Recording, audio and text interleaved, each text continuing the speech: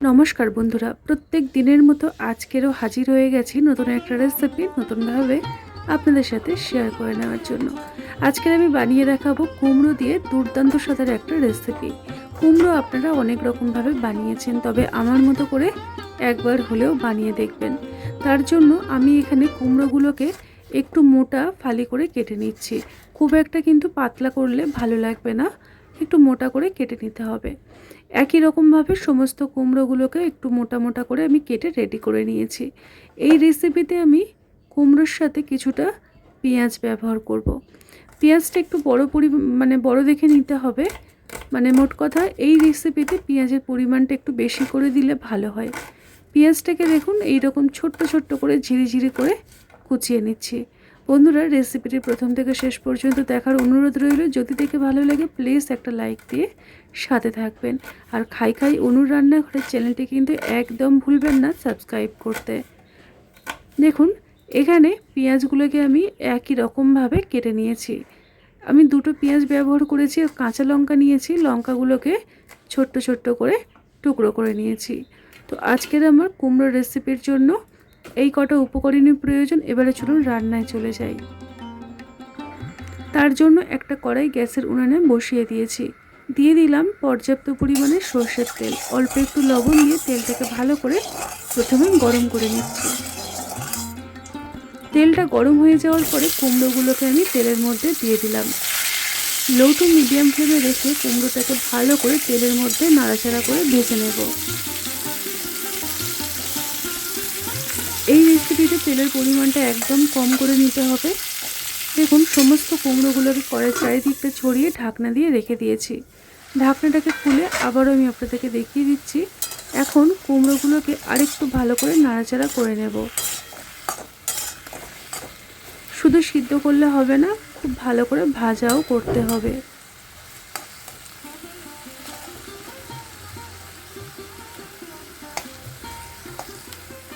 আবারও খুব ভালো করে কুমড়োগুলোকে নাড়িয়ে ছাড়িয়ে ঢাকনা দিয়ে রেখে দেব।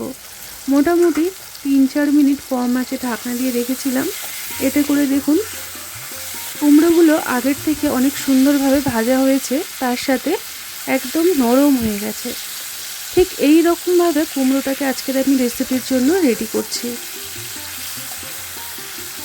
এখন তেলের মধ্যে যেগুলো একটু মনে হচ্ছে কাঁচা আছে সেগুলোকে উল্টে পাল্টে গায়ে একটু রং ধরিয়ে নেব।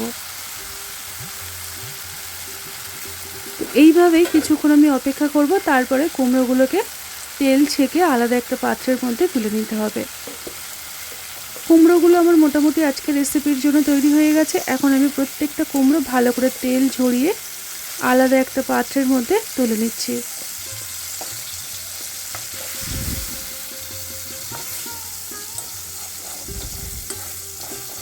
এখন কড়াইটা একটু ভালো করে পরিষ্কার করে নিচ্ছি। দেখুন, কুমড়ো আমার ভালোভাবে রেডি হয়ে গেছে। এটাকে একটু ঠান্ডা হওয়ার জন্য রেখে দেব। তার মধ্যে চলুন বাকি কাজটা করে নেওয়া যাক। কড়াইতে তেল একটু ছিল, তার মধ্যে আমি রসুন আর কাঁচা লঙ্কাটা দিয়ে দিলাম। একদম কম আঁচে রেখে ভালো করে রসুনটাকে ভেজে নিতে হবে যাতে করে সিদ্ধ হয়। লঙ্কার পরিমাণটা আপনারা কিন্তু নিজেদের মতো ইচ্ছা মতো কম বেশি করতে পারেন। 3 থেকে 4 মিনিট একদম কম আঁচে রেখে রসুন এবং কাঁচা লঙ্কা ভেজে নেব। এখানে আমি 2টো শুকনো লঙ্কা অ্যাড করলাম। দেখুন, কিছুক্ষণ আমি পরে আপনাদেরকে দেখাচ্ছি কত সুন্দর করে ভাজা হয়েছে। এগুলোকেও আলাদা একটা জায়গায় তুলে রেখে দিচ্ছি। এবার ওই তেলের মধ্যে অ্যাড করে দেব কুচিয়ে রাখা পেঁয়াজ। পেঁয়াজগুলোকে হাতের সাহায্যে আমি একটু নরম করে দিয়ে দিচ্ছি।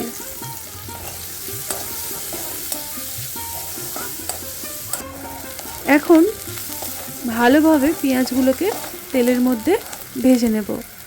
দেখুন, আজকের এই রেসিপিটি তৈরি করার জন্য পেঁয়াজগুলোকে এই রকমভাবে ভেজে নিতে হবে।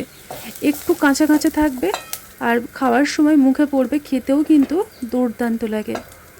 তো দেখুন, পেঁয়াজ এবং লঙ্কা দুটোই ভেজে নিলাম। এবার কড়াইতে যতটুকু তেল ছিল ওই তেলের মধ্যে আমি একটা ছোট্ট সাইজের টমেটো সেটাকেও কেটে নিয়েছিলাম। ভালো করে ভেজে নেব, নরম হওয়া পর্যন্ত ভাজতে হবে। আপনারা চাইলে ঢাকনা দিয়ে টমেটোটাকে নরম করে ভেজে নিতে পারেন। আমি আর কোনো রকম ঢাকনা দেব না, এখানে অল্প একটু লবণ অ্যাড করে দিচ্ছি। আর আমি এখানে দিয়ে দেব খুব সামান্য পরিমাণে একটু তেল দিয়ে দেব, কারণ টমেটোটাকে একটু ভাজা ভাজা করতে হবে। সিদ্ধ করলে হবে, তবে ভেজে নিয়ে রান্না করলে টেস্টটা কিন্তু দুর্দান্ত হয়। তো অল্প একটু সর্ষের তেল অ্যাড করে দিলাম, দিয়ে টমেটোটাকে নরম করে ভেজে নেব। তো এই রেসিপিটি তৈরি করার জন্য টমেটো আমার একদম রেডি হয়ে গেছে। এখন সমস্ত উপকরণ আলাদা একটা পাত্রের মধ্যে তুলে নিচ্ছি। শুকনো লঙ্কা, কাঁচা লঙ্কা আর রসুন সবগুলোকে হাতের সাহায্যে মেখে নিতে হবে। তারপরে এর মধ্যে পেঁয়াজটা নিয়ে নিলাম। পেঁয়াজটা দেখুন কত সুন্দর লোভনীয় হয়েছে। এখন আমি এর মধ্যে অ্যাড করে দেব আগের থেকে ভেজে ঠান্ডা করে রাখা কুমড়োগুলোকে দিয়ে পরিষ্কার হাতে খুব ভালো করে মাখবো, তবে একটু যেন গোটা গোটা ভাব থাকে সেদিকটা লক্ষ্য রাখবেন। একদম মিহি হয়ে গেলে খেতে কিন্তু অতটাও ভালো লাগবে না। তো এখন এর সাথে আমি টমেটো আর পেঁয়াজ যাবতীয় যা যা রেডি করেছিলাম সব কিছু কুমড়োর সাথে মেখে নেব।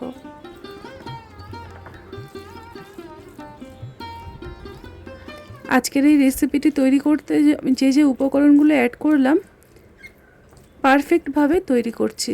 আপনারা চাইলে এখানে কিন্তু ঝাল বা লঙ্কার পরিমাণটা কম বেশি করতে পারেন।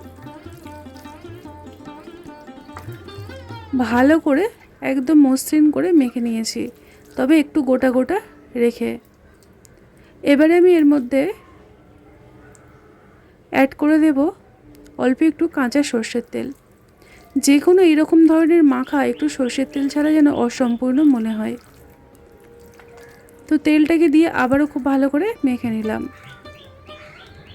গরম গরম ঝরঝরে ভাত দিয়ে খাওয়ার জন্য রেডি হয়ে গেল কুমড়োর ভর্তা। বন্ধুরা, কুমড়ো আপনারা অনেক রকমভাবে বানিয়েছেন, তবে এই ভর্তাটা আপনার স্বাদ মুখে লেগে থাকবে। ভীষণ টেস্টি হয়, ভীষণ ভালো লাগে। ভালো লাগলে লাইক সাবস্ক্রাইব করতে একদম ভুলবেন না। টাটা।